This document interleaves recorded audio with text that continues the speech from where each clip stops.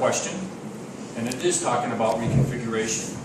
The reconfiguration and enrollment issue have been very public for a number of years.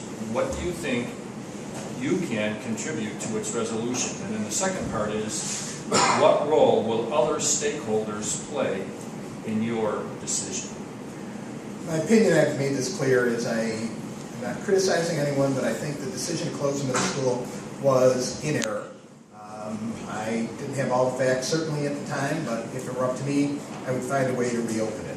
I believe that the middle school is clearly the newer, bigger, better of the buildings. I suggest that with the athletic fields there, the gymnasiums, the auditorium, the pool, of course, all of those things are things that we need to figure out a way to keep.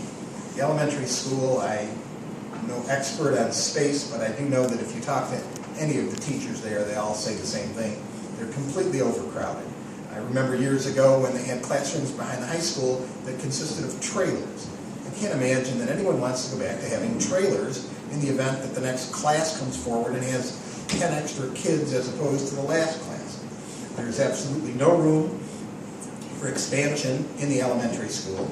I recognize that it will cost money to create, for example, a first grade and a kindergarten classroom because they have 600 square feet, I think, more space than 2, 3, 4, and so forth. They also need their own bathroom, but I think that that can be done. It would cost some money, but look at the money they were talking about for the budget, some $10 or $14 million, whatever the number was. So that was something that everyone was talking about spending. I think we could spend the money better by figuring out a way to reopen the middle school, maybe put all of the grades there, K through 6 or whatever the case might be. It is not too late, despite what some people will tell you. And my role in that is that a lot of what we're told comes from the superintendent, the business manager, and to some extent all of the professionals who attended the meetings. I believe I would have the ability to question them on their opinions, on their claimed facts, and I think we could move forward if someone could talk to them in their same language.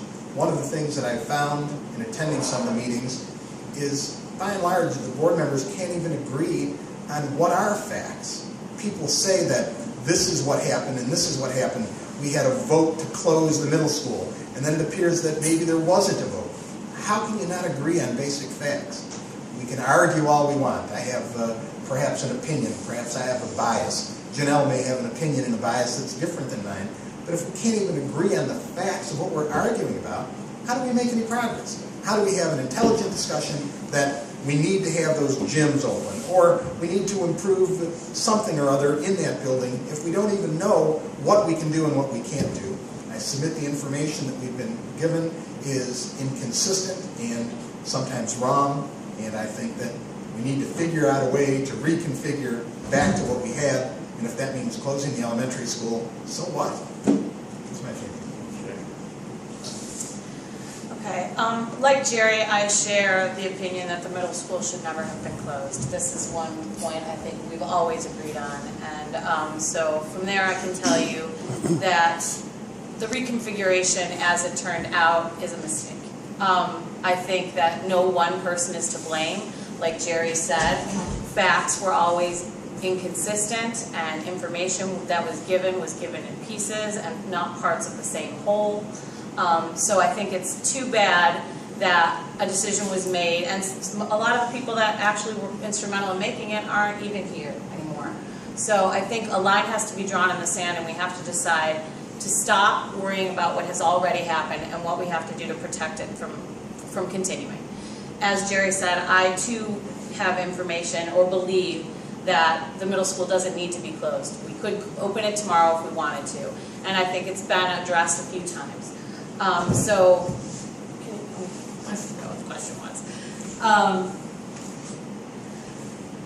To contribute to its resolution, I think we need to first admit that a mistake was made, and we need to go back to the drawing board and figure out how to get that school open. I really, really don't believe that we can close the newest of our schools with the most amount of land for growth, with a pool that we took many, many years to build. Those who have been in the district, along with Jerry, myself, all were here when they talked about it back and forth and didn't do it.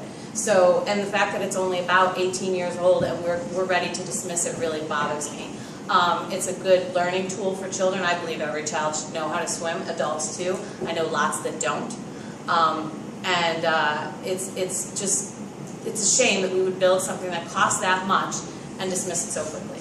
But outside of just the middle school, it's a larger gym. It has a separate auditorium. It has a cafeteria. It has more breathing space, if nothing else. To walk down the halls of the elementary school versus the middle school, to be able to walk is different. Do I believe that we should be a 3-school system? I would love to say that we can. I think the question beforehand where we talked about what our role would be in moving forward has a lot to do with whether or not we can be a 3-building school. I think we need new programs implemented, something that can work in this school, that we can find state funding for to make the school a 3-building system again until our enrollment grows to the point where we need it. And I believe we're not that far behind in enrollment that it's not feasible anymore. We've been down this road with this district before where we start to lose students and everybody starts to worry that we're not going to be able to stay what we are. This is the first time we've actually gone through the process of closing a school, and I think they were hasty. I'm not saying that 900, what our current enrollment is somewhere around 930, 940 students, I believe. I'm not saying that right now we can support having 3 schools in our system, but I would like to see us try to continue to work on funding for that fact. So, thank you. Sure, good. Nothing further, Mark.